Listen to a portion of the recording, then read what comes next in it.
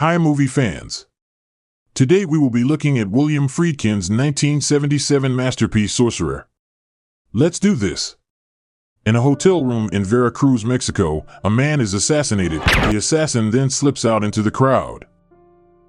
Meanwhile, in Jerusalem, Israel, a man meets with some friends and waits for a bus. When it arrives, they quickly board and leave a bag on the doorstep of a building. As the bus drives away, the men make their way to a building where they plan their getaway route, while soldiers are bearing down on their location. When packing their weapons, they see soldiers surrounding the building. Searching the building, the soldiers kill 2 of the men and take 1 prisoner, while one escapes and joins the crowd to see his friend hauled off.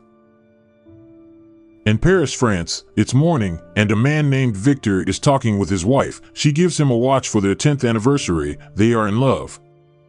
Victor meets with the president of the Paris Stock Exchange, where he is accused of fraud. Victor is given 24 hours to make amends, or he will face charges.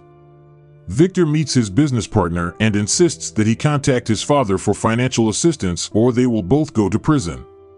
While Victor dines with his wife and her friend in a fine restaurant, he receives a message that his partner is outside. His father has refused to help, but Victor is insistent that he tries again. As he walks back to the restaurant, he hears a gunshot as his partner kills himself. He leaves a message for his wife that he has had to go on business and goes on the run.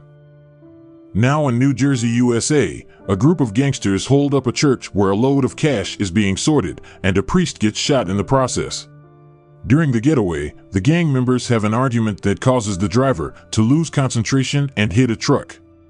Everyone is killed in the accident but the driver, who is injured but escapes.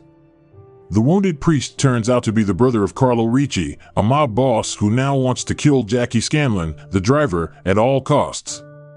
Jackie meets a friend who tells him the score and arranges a place for him to escape to. Jackie finds himself in an impoverished town called Porvenir, somewhere in South America. Victor is also in Porvenir at the local bar getting breakfast. Kasim from Jerusalem is also there, working on a pipeline for the local oil company. Victor has also managed to get work with the oil company. A plane arrives in the town and Nilo, the assassin from Veracruz, steps off. He says he is in transit to Managua. He leaves his passport and luggage on the plane and takes a taxi to the town and gets a room at the bar. Kasim is asking another expat how much it will cost to get out of the country, but he is not earning enough money to afford it. A man tells Victor he can help get him out of the country for his watch and 1,000 pesos, which he doesn't have. Jackie and Victor get talking. Jackie suggests the bar owner is an old Nazi. A pair of police question Jackie, using his pseudonym Juan Dominguez. He gets hauled in for using a fake ID card, and they say that they are going to tax him 1 peso for every 3 pesos he earns. Somewhere out in the country, a drilling rig explodes along with just about every building near it. It turns out that it was a terrorist incident that is being covered up to protect the president's image. The rig manager says they need to fulfill their obligations and need that well online, or they might as well pack up and leave now. When the dead are brought to the town, the locals start rioting and set fire to the trucks and attack the soldiers. The mounted police ride in to try to stop the riots and killing, but get swept up in the maelstrom and get done in 2. 2 oil men fly to the fire to check it out and decide that they will need to use explosives to blow it out. The dynamite, which is 200 miles away, has been neglected, and the nitro has seeped out of the sticks and is in a highly volatile state. Corlett the oil man says that he will have it delivered to the well despite the risks. Corlett discusses moving it by helicopter, but the pilot says there is no way that it can be moved 200 miles, it would be suicide. Back in the charming town of Porvenir, they look for people willing to risk their lives to drive trucks with the nitro. The pay is 8,000 pesos each. They need 4 men and start testing their driving skills to weed out the chancers. They pick Victor, Kasim, Jackie, and Marquez to drive the trucks. Nilo the assassin, despite being in transit, also volunteered for the job. The men then salvage 3 trucks from the wrecked trucks in the yard. Slowly and carefully they load the nitro onto the trucks. The men tell Corlett that they want double the pay as he expects 1 truck not to make it. He agrees. They are making their final preparations when Marquez does not show. Kasim goes to check on him and finds that he has had his throat slit. He notices Nilo looking at him. He approaches Nilo and pulls a knife on him, but Nilo is able to handle him and puts him down. Corlett is calling for the police when Jackie says, "We just lost a driver, we need another one." They surprisingly take Nilo with them. He rides with Jackie. Jackie's truck leaves first, and as they leave the town, Jackie gives Nilo a warning not to do anything untoward. 15 minutes later, Victor and Kasim leave, but not before Victor gives Corlett a letter to post to Paris. The road is arduous and treacherous, but they both make steady progress. Victor and Kasim come to a rickety wooden bridge with a note left by the other team. They argue about who will drive and who will guide, with Kasim eventually driving. It is incredibly tense, with it looking like they are going to blow a couple of times, but in the end, they make it over in one piece. Once they are out of the hills and in the jungle proper, they come to an even more precarious rope-style bridge, crossing a river. Nilo guides Jackie over the bridge in an incredible scene that must have been a nightmare to film.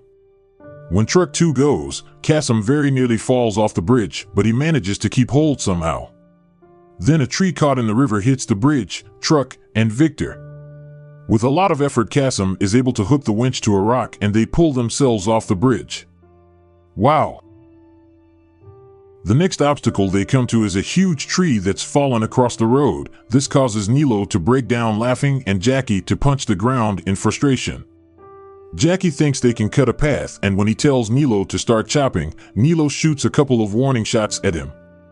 The others arrive and assess the situation, saying that there is no way to cut through.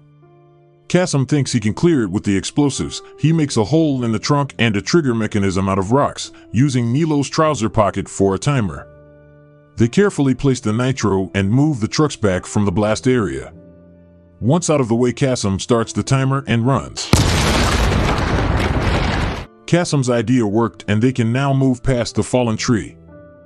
Victor and Kasim take the lead while Jackie and Nilo work on their truck. Kasim asks Victor about Paris, and as he is telling him about his wife, they have a blowout and drive off the side of the road. Jackie and Nilo hear and see the blast. When they get to the spot, Jackie sees a dead body besides a machine gun. Jackie gets out of the truck and is confronted by a group of bandits. The bandits want to know what is in the truck. Jackie says supplies, and Nilo faints, being ill to stay in the truck. The chief bandit says to his comrade to bring Nilo so they can kill them on the road.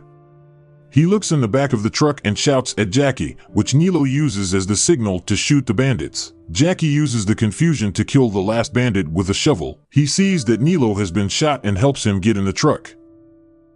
Jackie drives into the night and starts hallucinating, reliving the recent events in his life. 1.3 miles from the well, the truck breaks down and Jackie sees that Nilo has died. Jackie decides to carry a box of nitro to the well on foot. When he arrives, he collapses. A helicopter lands near town and Corlett and a smart-looking Jackie get out and ride into town. In the bar, Corlett gives him a new Colombian passport and $40,000, then asks if he can post the letter to Victor's wife. Outside, a taxi pulls up and one of Carlo Ricci's henchmen and Jackie's friend Vinny walk into the bar. Moments later, a shot is heard. And that concludes Sorcerer. I hope that you have enjoyed this synopsis. It's a great film based on a French picture from 1953 called Wages of Fear. Be sure to check them both out. Thanks for watching. Peace out.